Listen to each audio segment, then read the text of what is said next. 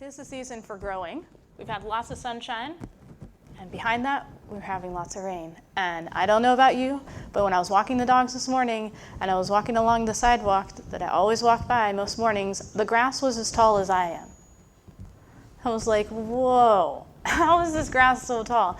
And it was a good reminder that good thing I am mowing my lawn, because some of my grass in my lawn would probably be that kind of tallness. I don't know if anybody is noticing that, but the gardens are growing like crazy. So today we're going to talk about gardens, we're going to talk about Ezra, and to get us kind of in that vein and thinking about growing, I'm going to get us started with a couple different things. You guys know this nursery rhyme, I'm sure. See if you can fill in the blank. Mary, Mary, quite contrary. How does your garden grow, right? We learned that from when we were little. And what is Mary's garden full of? With the mom with the little ones knows exactly what we're talking about. Yes, in case you've forgotten. So Mary's garden has silver bells and cockle shells in it. Now, a lot of us here have home gardens of various sorts, and so I'm curious what everybody is growing these days. Anybody willing to share what do you got growing in your garden? What do you have growing in your home garden?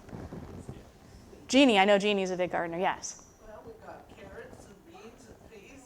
Carrots and beans and peas, parsnips, beets, whole thing, potatoes.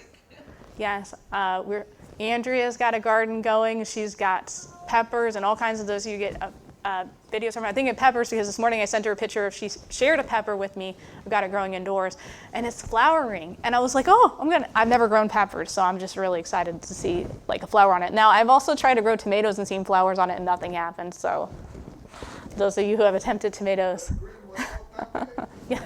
I never even got that far. I just got flowers and they fell off. But I know, because I know enough about gardening, and know once you see the flowers, the fruit should be coming not too far behind. So I'm excited to see that. What else are people growing? Yeah, I know you guys got a greenhouse. You guys got some tomatoes. What do you got in the greenhouse?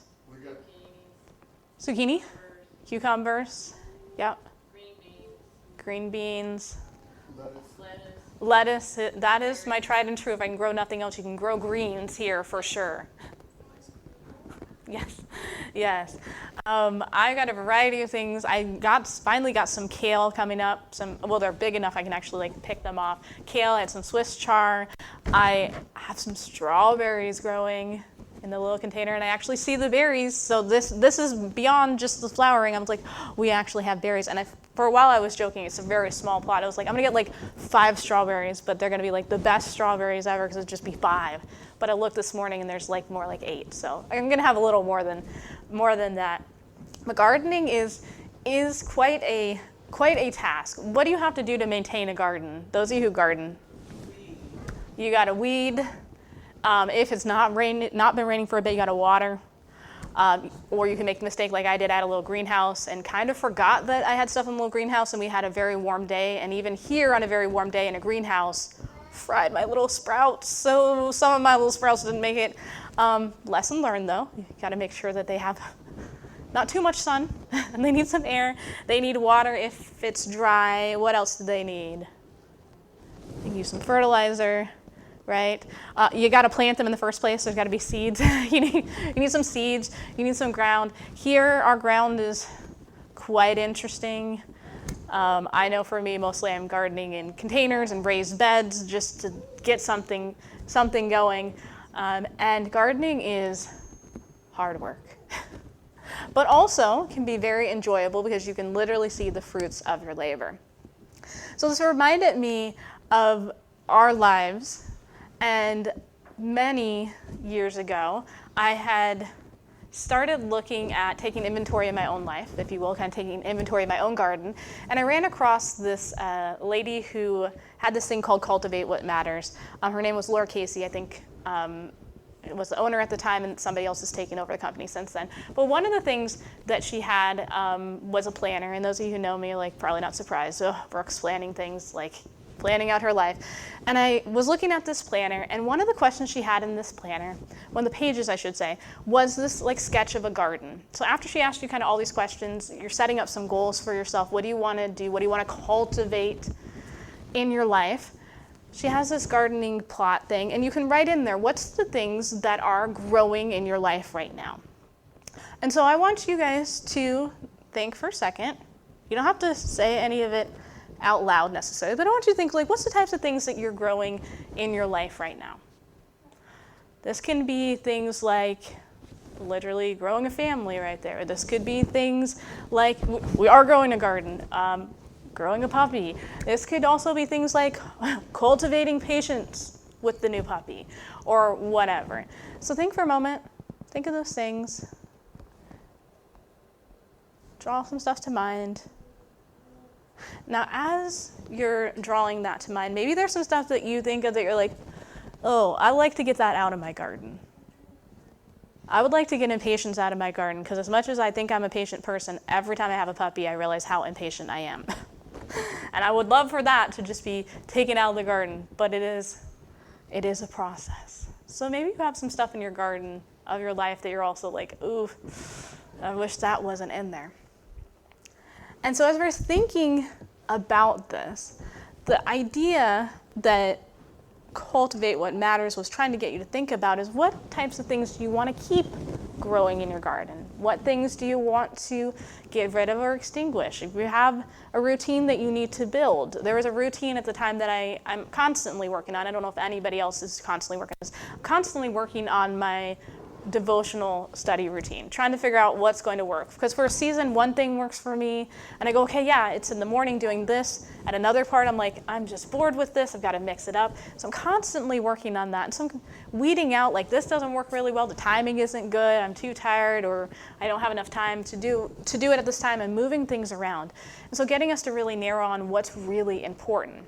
Now, this might sound somewhat familiar to the last series that I had done with you guys, was talking about focusing on the one thing. And we had said the one thing is Jesus, and this is true. And what we're going to look at is this idea of cultivating the life of your garden through the lens of Ezra.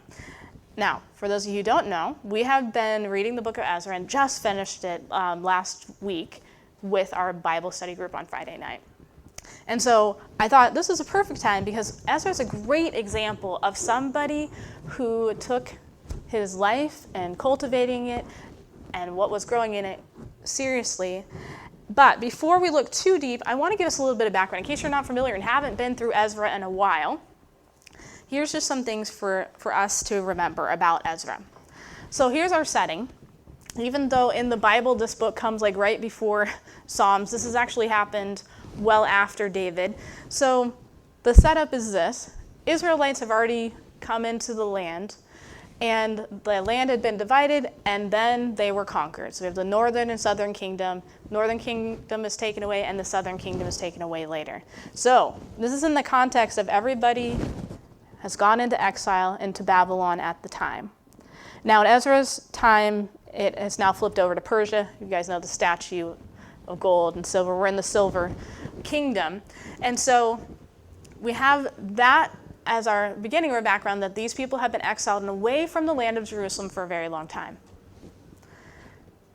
However, they have been allowed to, and we're going to see this in Ezra, some of them have been allowed to return. In fact, Nehemiah, who is mentioned in Ezra, so don't get confused, because if you read between Ezra and Nehemiah, these books have overlapping things. Nehemiah actually returns before Ezra. And at the very beginning of Ezra, Ezra mentions Nehemiah's group that returns.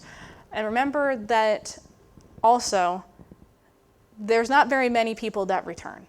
So keep that in mind. There's many Jews in what is now Persia, because they defeated Babylon, and there's only a few people that are returning. The doors are open. It's hard work, but the doors are open for them to go. So they are sent home with plans to rebuild Jerusalem. There's various decrees. There's one decree that allows them. This is Cyrus, who makes a decree, who says, okay, you can return home. This is in Ezra 1. Gives them the ability to do that, and says, all right, those of you who want to go can go. So the invitation is wide open for the folks to go. Now, when they get there, they have plenty of opposition. Now, in Nehemiah, he talks even more about the opposition they receive. In Ezra, he really condenses it and lets us know that as soon as they get there, the surrounding countries are looking at the city that was devastated and seeing that, oh, they're starting to rebuild things. They're starting to get things back together. And they're jealous, and they're upset. And so the surrounding nations are doing everything they can to thwart their plans. And we see that throughout Ezra.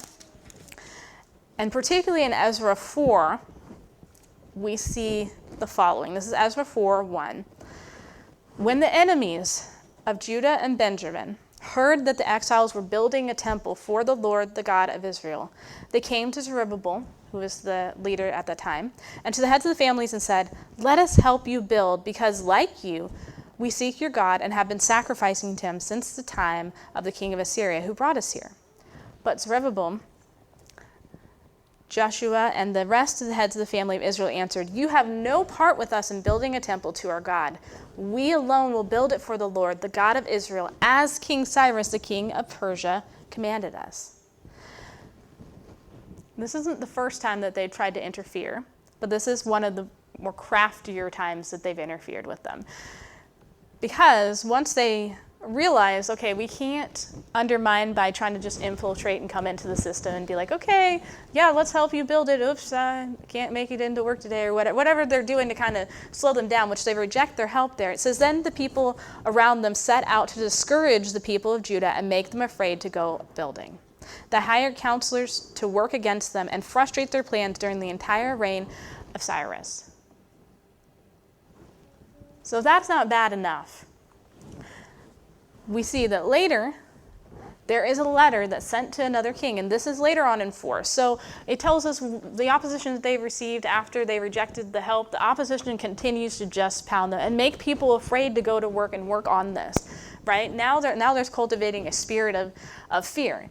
And if that's not bad enough, each time a king turns over, the leadership goes back to that new king and writes a letter of some sort and says, hey, are you aware that this city is being built? And so later on in chapter 4, we see that, again, they write a letter and they say, hey, this is 4:12, the king should know that the Jews who came up to us from you have gone to Jerusalem and are rebuilding that rebellious and wicked city.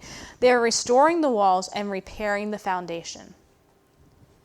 Furthermore, the king should know that if this city is built and its walls are restored, no more taxes, tribute, or duty will be paid, and the royal revenues will suffer. So what's the tactic that they're taking here? They're sneaking in. They're trying to get in and tell the king what about this city. If they rebuild the city, what's going to happen, king? Or at least what they say that's going to happen. You're not going to get money out of them once the city is rebuilt. Do we really think they care that much about whether the king's getting money or not? Probably not, right? But they know that if they say something like this to the king, what does the king care about? So, of course, they write a letter and say, hey, they're rebuilding the city. I don't know if you're aware of this, but if they rebuild it, they're not going to pay you any money. And so they go on to say to them, we want to inform him, right, that once they restore this, you will have nothing left in this region. And the king actually replies at this point that he's got the letter, and he issues an order. This is in 21 of chapter 4. Now issue an order to these men to stop work, so this city will not be rebuilt until I so order. So for a time being, they are able to get the king go, stop. Now here's the interesting part about this. If we go on further, a copy of this letter is sent to the Jews in Jerusalem, and it compels them to stop. So it says, thus, the work on the house of God in Jerusalem came to a standstill until the 2nd year of the reign of Darius. So guess what happens when a new king comes on board? Another letter is sent. The people are held up here. Another letter is sent to King Darius this time to say, hey, same old, same old. The king should know, this is chapter 5, this is starting to get familiar, verse 8. The king should know that we went to the district of Judah, to the temple of the great God. The people are building it with large stones and placing the timbers in the walls. The work is being carried out with diligence and is making rapid progress under their direction. We questioned the elders and asked them, who authorized you to rebuild this temple and restore the structure? We also asked them their names so we could write down the names of the leaders for your information. So do you get what happens here? The king switches over and the Jews go, well, okay, the other king is gone. They start working again. And they're working pretty fast, right? Nobody's stopping them. It says they were stopped until the 2nd year of Darius. And so the people in the surrounding countries come over and they do what? They ask them, hey, what are you up to? What's your name? Right? Why do they want their names? They want to be able to say, hey, it's this person over here that's rebuilding the king in case you want to know. So they send this message, and they go on and they say many things here. They go, well, Cyrus did this, and he did issue this decree. The Jews respond in this way that says, Cyrus allowed us to rebuild. They told him that. But the enemies are questioning, were you really authorized to do this? So they're sending this letter to Darius to say, hey, is this true? Can you look this up? And then send us the matter. So Darius does do his due diligence, and he issues, finally, we're getting some freedom here. This is in chapter 6. And he looks at it, and he issues an order that they search in the archives, and he sees that, yes, Cyrus did issue and allowed them to start rebuilding. So let them continue to rebuild. And so they continue to rebuild. And in fact, he even says this is kind of funny. In verse 7, this is chapter 6, he says, do not interfere with the work. Right? He's reading between the lines here. He may have also got a little bit of history and know a little bit, because there were Jewish people in high rank in the offices around there. We know Nehemiah was cupbearer before this time frame, because Nehemiah is already in Jerusalem during this. Maybe not right at Darius' time, but during the beginning when the decree was sent out. And so they know that there's some interference. He says, let the governor of the Jews and the Jewish elders rebuild this house of God. And moreover, he says, I hereby decree what you are to do for these elders of the Jews in the construction of this house of God. So what does he add? He not only tells them, leave them alone, but also, you got to do something here. You get to help with this in this way. They're not helping rebuild. The expenses of these men are to be fully paid out of the royal treasury from the revenues of the Trans-Euphrates, so that the work will not stop. Give them everything, I'm paraphrasing now, give them everything they need so they may offer sacrifices pleasing to the God of heaven. And then he just adds in, for good measure, pray for the well-being of the king and his sons. It's the same Darius, by the way, of the Daniel story, so we know that he's had interactions with the Jewish people there. And so he decrees them to do that, and actually at the expense of their own life. He says, if you interfere here, this is going to cost you your own life as well. So the work is allowed to continue on. So Ezra finally shows up on the scene in chapter 7. So this is all the background before that. There is just delay after delay after delay as they're trying to rebuild this temple that God has asked them to do. And Ezra is on his way in chapter 7 to meet them there. But what I think is interesting is this comes from Prophets and Kings. And it says this: Ezra endeavored to gain a heart preparation for the work he believed was before him. So this is before he's headed to Jerusalem. He sought God earnestly that he might be a wise teacher in Israel. And as he learned to yield mind and will to divine control, there was brought into his life the principles of true sanctification, which in later years had a molding influence not only upon the youth who sought his instruction, but upon all other associated with him. Did you catch that? Before he even goes, and if you read, which I would highly encourage you to read this chapter on Ezra if you have an interest. If you read earlier on this, it talks about Ezra growing up. Ezra's in the priestly line, and he's growing up and receives some training around this, and yet he wants more. He wants that relationship with God, and it says he endeavored.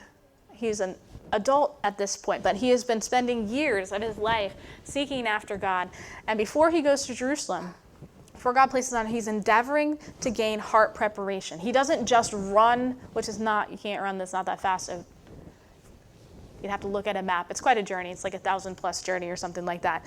He doesn't just run to Jerusalem. He's gaining a perspective here. And what is he doing? He seeks God earnestly. And the one key here that I think is very important, as Ezra is cultivating his own life, growing his own garden of life, he learned to do what? Yield. Right? Yield mind and will to divine control. So let's go back to the garden for a second. Those of you who are gardeners, we were talking a moment ago when you plant that seed, how much control do you actually have of what that seed actually gets to do? You have some. But this is the miracle of it, right? Is that the seed, and Jesus talks about this too, that the seed has to do what? It has to stop being a seed in order to become a plant, right? It has to, I know it's part of the life cycle of a plant, but it stops being that what that is. Yes, the sun, the water, etc., but who gives the sun, the rain, the etc.?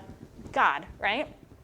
And that seed has to die in order to grow into something else. And this is what Ezra is described as right here, is understanding that he needed to yield to God's divine control. And what I think is so beautiful here is that it also gives us a glimpse into his later years. It says that cultivation in his life, that yielding and allowing God to work through his life, says had a molding influence. His influence was felt far and wide, and it says not only upon the youth, which meant that young people would come and be around him and they could gain wisdom from him, but anybody who sought his instruction walked away with that same guiding principle that Ezra had and was cultivating in his life. And I find that so exciting because until we studied Ezra, I knew who Ezra was, but to get the glimpse of the man that Ezra was, I was like, this is an amazing man. He was very smart, very intelligent, and he was willing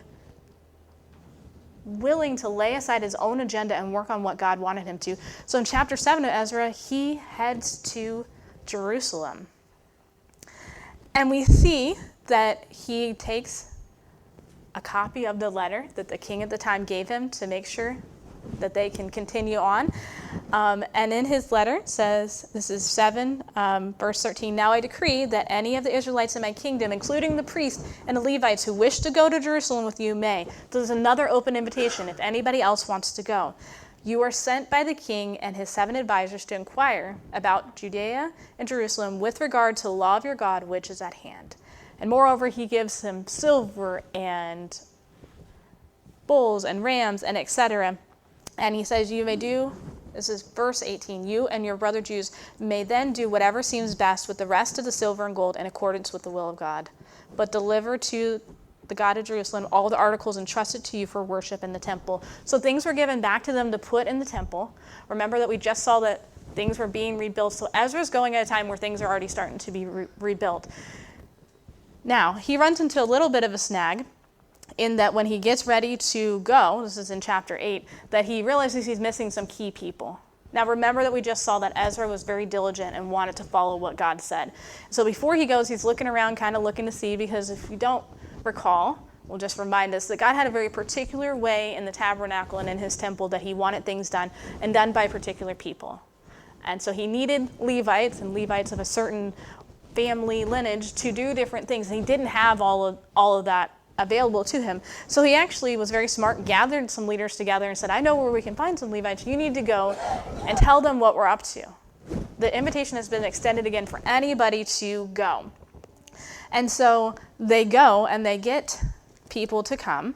So now they arrive. It fast forwards, by the way, one other thing too, I think is interesting that he says on the journey, he could have taken some armed guards with him. He had silver, he had all this different stuff, and yet he says, I didn't feel like it was right to ask for them to give us an armed guard when we had just said God will protect us. And God does protect him, he makes it there, and that makes sense for the character of him. But he gets there, and there's a different struggle in place. So remember that we just talked about previously in Ezra that the struggle they were having was without, and all these different nations around them that were causing so much havoc on all the work that we're doing. But he gets there and he runs into the issue of intermarriage right away. And this might be one that's sometimes hard for us to think about and to consider, but we're going to tackle it as best we can here. The issue was that the Israelites were marrying people from these other nations that were antagonistic against God. And not just the common people, air quotes, but the priestly lines were also marrying women from other areas as well. And why is this a problem? Ezra tells us this. And this is in chapter 9. This is in his prayer because he is deeply troubled by this. And he says this, chapter 9, verse 6, "Oh my God, I am too ashamed and disgraced to lift my face to you, my God, because of our sins are higher than our heads, and our guilt has reached to the heavens. From the days of our forefathers until now, our guilt has been great. Because of our sin, we and our kings and our priests have been subject to the sword and captivity and to pillage and humiliation at the hands of foreign kings." And he goes on to say this in same chapter in verse 12, repeating what God had told him about this. He says, "Therefore do not give your daughters in marriage to your sons, or to take their daughters for your sons. Do not seek a treaty of friendship with them at any time, that you may be strong and good and eat the good things of the land and leave it to your children as an everlasting inheritance." In other words, God had already told them this is going to be a problem if you do this. And they are doing the exact thing that led them into exile before. So Ezra's come and he's like, there are weeds in the garden. No longer are the weeds outside. Back to our metaphor of the garden. There's weeds in the garden. It's inside the city now. And these are big, hefty weeds.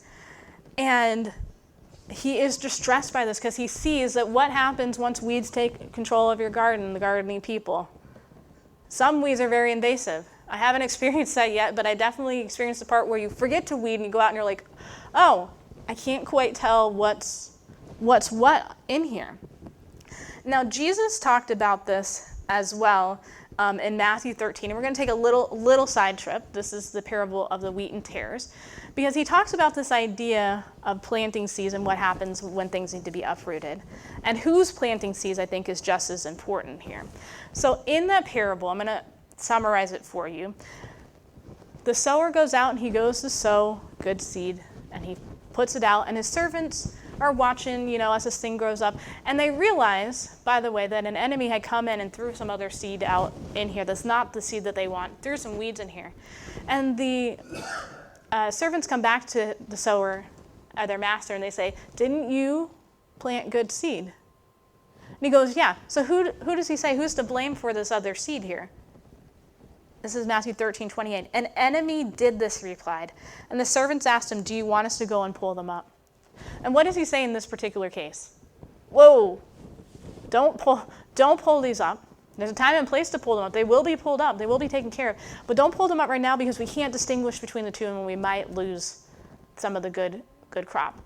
Now, there's more application to that. You guys have heard that story elsewhere. But for our purposes, I wanted us to be reminded of in this garden and in the story of Ezra that the seeds are being planted. There are seeds that God has planted, and there are seeds that the enemy, Satan, has planted. And intermarriage is one of the seeds that is growing in the garden of Israel at this time.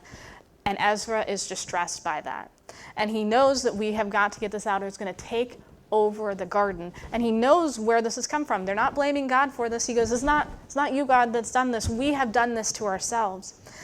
And interestingly enough, Ezra chapter 10, Ezra gathers all the people. Well, he's praying and he's confessing and he's weeping in the house of God. And a large crowd gathers around and sees that he is greatly distressed. And one of the men says, "Hey, we know that we've messed up." He's recognizing there are weeds in our garden. We've put these weeds in the garden. We've allowed these weeds to grow. We didn't uproot them when we had the chance to do so. We will weed this out. We will follow what God says for us to do. But we need some time. And so they ask for a little bit of time. They ask for some judges to be set over them to go to, and they can talk about the particular situations that they're in to then take care of this. And yes, this is a hard story because this does mean that the men said, yes, we are going to divorce from our wives. We will separate from these families. We're going to follow what God says in his book. And Ezra ends right there.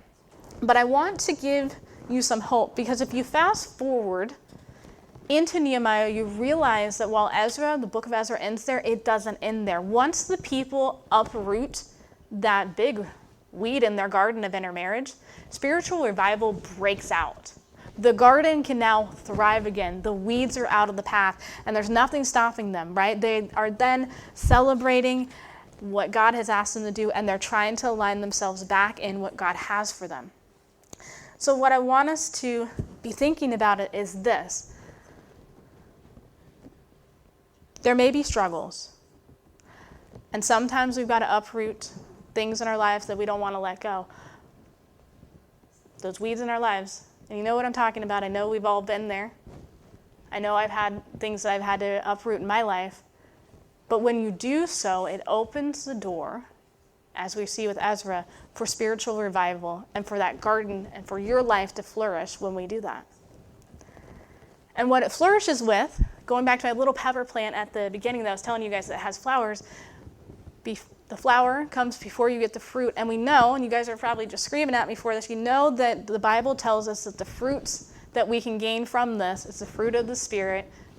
Some of you might even know it as a song. I won't sing it for you, but it's love, joy, peace, patience, kindness, goodness, faithfulness, gentleness, and self-control. This is what you reap when the garden's weeds have been taken out. This is what you reap when you're willing to yield to God's control, is all of these things. But the question that this leaves me with here at the end, when I was thinking about this, so it's all good and dandy, and if you're like me, you're tempted to think that you can do all of this yourself, which hopefully as we've set this up, we all have realized what Ezra said, what was the main factor was yielding his life to God. And you might be tempted to go, well, look at what I did, and I grew, I cultivated this in my life, I did all of that. Now, that's a whole nother ditch. So it made me really think, well, whose fruit are we talking about? When we're talking about cultivating this in our life, we're cultivating these fruits, this garden, what does it say? This is from Galatians. Galatians says the fruit of the Spirit. So it doesn't say the fruit of Brooke. It doesn't say the fruit of fill in the blank. It says the fruit of the Spirit. So already it tells us whose seed this came from. It's God's good seed growing in your life. So I think the better question for us to ask instead of, how does your garden grow? How is it growing? But really the question we should be asking is, who is growing your garden? Folks, what Ezra has shown us here is that we really only have two choices when it comes to cultivating our life. We can allow anything and everything, which is the enemy, to just sneak in and grow weeds and smother out any of the good seed, or we can allow God to grow our garden. So today, I want you to think, what's the fruit in my life? What's being cultivated? And who is growing your garden?